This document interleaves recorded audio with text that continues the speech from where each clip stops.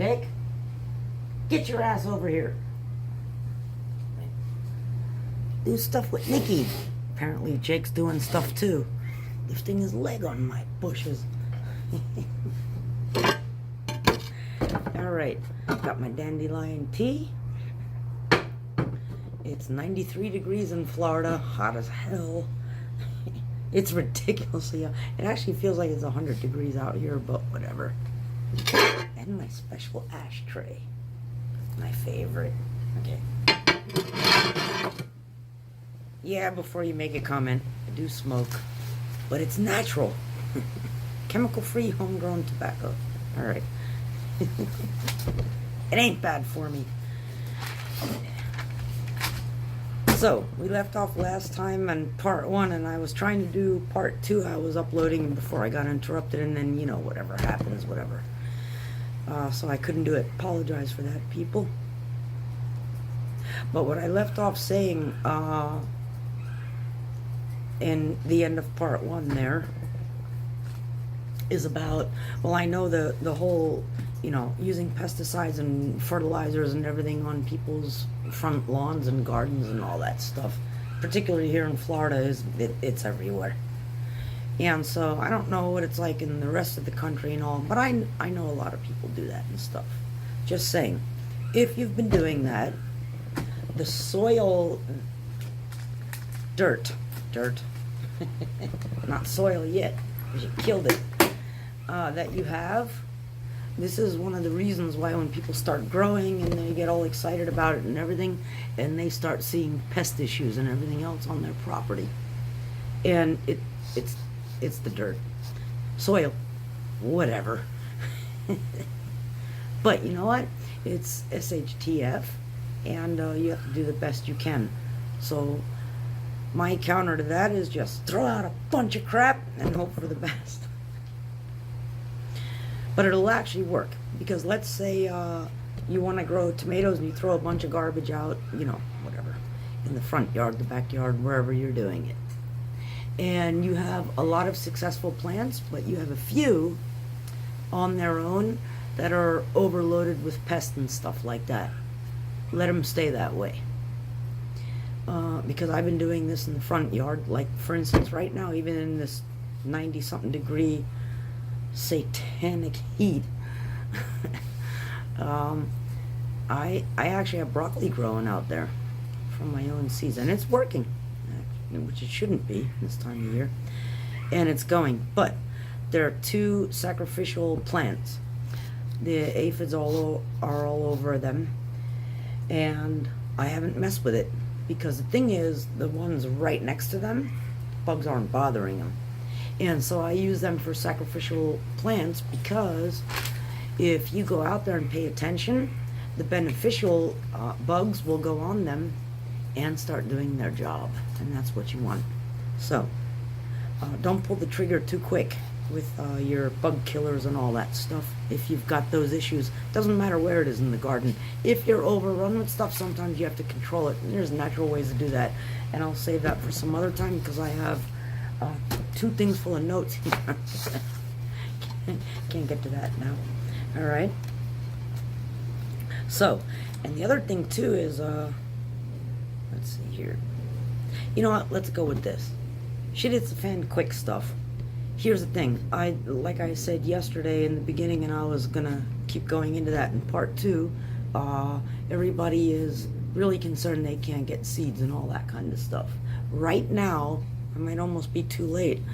You guys have probably many vegetables rotting away in your refrigerator because you bought a lot of stuff, you couldn't cook it quick enough or whatever. You know, peppers, tomatoes, what have you. Don't throw them in the garbage. Peppers, for instance, if you've got, you know, a fridge full of bell peppers, whatever, from the supermarket I'm talking now. Now listen, this is not perfect, because a lot of people go, you only grow heirloom seeds and all that. No. This works perfectly fine for SHTF. You've got, you know, you got yourself a little bit of bell peppers, you know, that you've been keeping in the fridge. And they're going bad, and or they're not, and you're cutting them open to do a little stir fry for your family and what have you. Keep the seeds. Not the green ones. Yeah, by the way, green, yellow, orange, and red, they're all the same peppers. They're just different stages of maturation for these vegetables. But anyway, the green ones you probably won't be able to germinate, just way too young. You can sometimes, but whatever. And in that case, if you do have green ones and they're getting a little funky, leave them on the counter. Put something over it so the bugs don't go all over it, and wait till it kind of turns a little bit, because they will. They'll turn colors when they ripen. And then wait for a while, take the seeds out, toss them in the dirt. They'll sprout quick. Peppers do, just like tomatoes.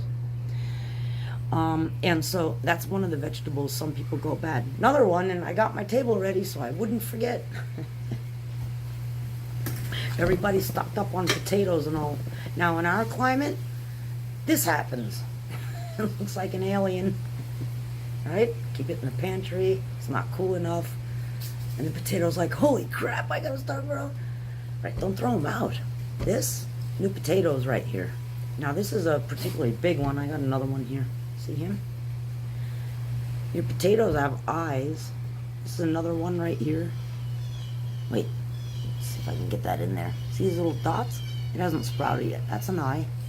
It hasn't turned into that yet, but it can. So if you want, like this one, I would probably really carefully take a knife and cut it in half. And this one I would throw the whole potato in the dirt. Don't throw them out. This is potatoes for you guys. And I'm in Florida. We're not supposed to be able to grow these through the summer, but I do. It works.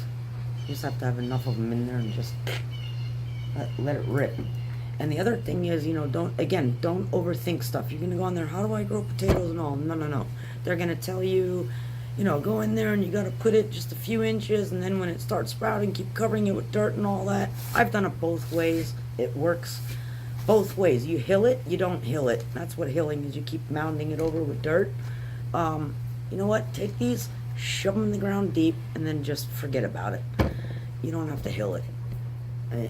I actually, what I did was, because I'm in Florida and we have bug pressure and nematodes also, which a lot of you people that have northern climates don't have to deal with that kind of stuff.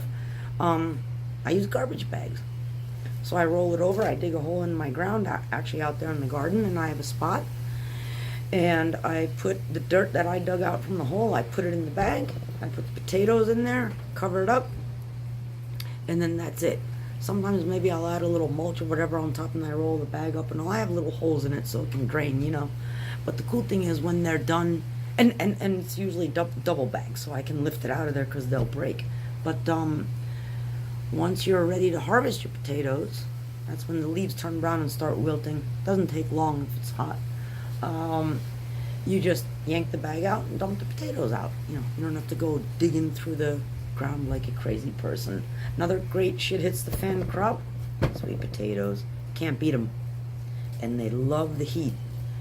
These things grow like crazy down here in Florida. And the cool thing about sweet potatoes, if you guys don't know, is, Jake, what are you doing? Crackhead dog. Is, now this one sprouted, see? This sprouted in my, that's what happens when you leave them. You don't have to put them in that jar of water toothpick thing. Just throw them in the dirt. It's already getting to that time. You'll be fine. See, I got a sprout there, a sprout there, a sprout there. Before you know it, as long as it gets warm and the sun's out, this thing will take over the planet. Forget about all that toothpick in the jar of garbage. Just throw it in the dirt. Anyway, this is a great crop for shit hits the fan, only because it'll give you food under the ground. It looks beautiful above ground because it does these little vines, and mine have flowered. Actually, they have beautiful flowers. But you can eat the greens. It's a spinach replacement. And in the situation we're in, a lot of people can't even get fresh produce right now, not the way they want. You don't need it if you've got this. Now, the only thing is, if you're growing them and you do want to grow it for a root crop, don't strip it of all its leaves. It needs the leaves to actually, make you food. No leaves, no roots. And so, no tubers. And so, but the thing is, these things spread like crazy, and you can get sweet potatoes for cheap. So you get them, throw them in your dirt, and before you know it, you got vines all over the place. You can train them and make them good looking, up a trellis, or you can just let them go all over the backyard like I do. And then, cut the leaves off and cook them like spinach, or throw them in your salads, whatever. Super, super duper nutritious. Amazing, amazing. And the thing is, you'll find too, if you grow them, like, I don't like terribly sweet things, but the ones that I grow and I harvest them younger, they're really not that sweet. They're more kind of like a sweetened potato. They're not horribly cheap. Cheap? Sweet. Oh God, I was just thinking about something else. Cheap. This SHTF has me all screwed up. Alright. Part 3 coming up. I have more food on the table. I'll be back. I gotta let the dog do his thing.